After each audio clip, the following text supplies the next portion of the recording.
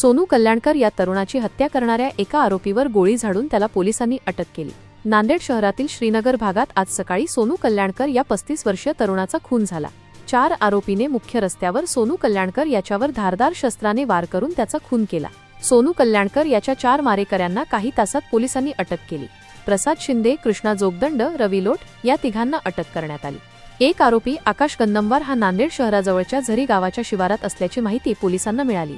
त्यानुसार एलसीबीचे पथक तिथे पोहोचले। पोलिसांना पाहून आकाश गंदमवार शेतात पळाला। पोलिसांनी पाठलाग सुरू केला तेव्हा आरोपी आकाश गंदमवार याने पोलिसांवर गोळी झाडण्याचा प्रयत्न केला, पण गोळी झाडली गेली नाही। त्याने पुन्हा फायर करण्याचा प्रयत्न करत असताना पोलीस उपनिरीक्षक मिलिंद सोनकांबळे यांनी आकाश गंदमवार याच्यावर गोळी झाडली। त्याच्या पायाला गोळी लागली। जखमी अवस्थेत आकाश गंदमवार याला शासकीय रुग्णालयात दाखल करण्यात आले। दरम्यान आरोपी आणि सोनू कल्याणकर यांच्यात नवरात्रीच्या काळात वाद झाला होता। त्यानंतर काही दिवसांपूर्वी देखील वाद झाला होता। त्याच रागातून सोनू कल्याणकर याचा खून करण्यात आल्याचे पोलीस अधीक्षक अविनाश कुमार यांनी सांगितले। शिवाय या खुनाचे आणखी काही कारण आहे का, आणखी कोणी सहभागी आहे का याचा तपास सुरू आहे। 2021 साली रिंदा गँगचा सदस्य गोलू मंगनाळे याने सोनू कल्याणकर यांच्यावर गोळीबार केला होता। त्यात सोनू कल्याणकर बचावला होता। सध्या गोलू मंगनाळे तुरुंगात आहे। मात्र या खून प्रकरणात गोलू मंगनाळे याचा काही सहभाग आहे का याचाही तपास केला जात आहे। मयत सोनू कल्याणकर याची देखील गुन्हेगारी पार्श्वभूमी असल्याचे पोलिसांनी सांगितले। सोनू कल्याणकर याच्यावर 7 गुन्हे दाखल आहेत, तर आरोपी आकाश गंदमवार हा देखील सराईत गुन्हेगार आहे। त्याच्यावर देखील अनेक गुन्हे दाखल आहेत असे पोलीस अधीक्षकांनी सांगितले। आज एक आरोपी अंकुश गंदमवार जे की आजच्या मर्डरमध्ये इन्व्हॉल्व्ड होता आणि त्यांची पर्स्यू करत होता आमची एलसीबीची पीएसआय मिलिंद सोनकांबळे आणि त्यांची टीम, हा ग्रामीण पोलीस स्टेशन हद्दमध्ये झरी खादान जवळ जे एक कनाल आहे त्या रोडवर जात असताना त्यांची पाठलाग करत असताना ते शेताकडे पळाला आणि आमची टीमवर त्यांनी फायर करण्याचा प्रयत्न केला। एक फायर केला पण फायर झाली नाही, परत कॉक करून फायर करत होता सेल्फ डिफेन्समध्ये आणि त्यांची आजूबाजूचे पब्लिक आणि स्टाफचे डिफेन्समध्ये। प्रत्युत्तरमध्ये आमचे पीएसआय मिलिंद सोनकांबळेनं पण त्यांच्यावर कमरचे खाली एक सेल्फ डिफेन्समध्ये फायर केलेला आहे। नी जवळ त्यांना इंजुरी आहे आणि सध्या गव्हर्नमेंट हॉस्पिटलमध्ये अंकुश गंदमवार ॲडमिट आहे।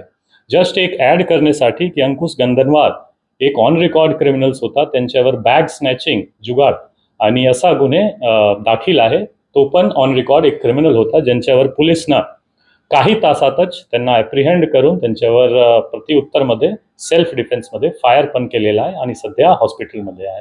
आणि आजच्या इन्सिडेंटमध्ये 4 आरोपी जे इन्व्हॉल्व्ड होता डायरेक्टली, त्यांच्यावर सर्व आरोपी डिटेन्ड आहे आणि त्यांच्यावर आम्ही पुढील कायदेशीर कारवाई करत आहोत।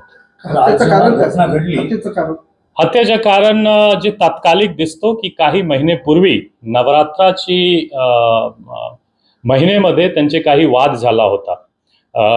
काही वादविवाद, शिवीगाळ वगैरे झाली होती, किरकोळ वाद, आणि नंतर काही दिवसापूर्वी आता सुद्धा काही त्यांची बाचाबाची झाली होती जे किरकोळ स्थानिक लेवलवर होता। आणि त्याच राग मनात धरून असा एक किरकोळ रिजनवर असा एक फायर झालेला आहे असा दिसतो। पण यांच्या मागे थोडफार अजून आपण जाऊन चौकशी करणार की यांच्या मागे सुद्धा काही लार्जर कॉन्स्पिरसी आहे का, काही अजून पार्श्वभूमी आहे का। रिजन असा आहे की जे दोन्ही पार्टी इन्व्हॉल्व्ड आहे, सोनू कल्याणकर यांची पण क्रिमिनल पार्श्वभूमी आहे। त्यांच्यावर जवळपास 6 गुन्हे दाखल आहे, ज्यामध्ये की 307 अटेम्प्ट टू मर्डर, 353 म्हणजे पब्लिक ऑफिशियलवर अटॅक करणे, 188, 135 असा सर्व गुन्हे विक्टिमवर पण दाखल आहे। तसेच जे एक्युज्ड इन्व्हॉल्व होता जसा की अंकुश गंदमवार आणि दुसरे आरोपी यांची पण थोडफार क्रिमिनल पार्श्वभूमी आहे।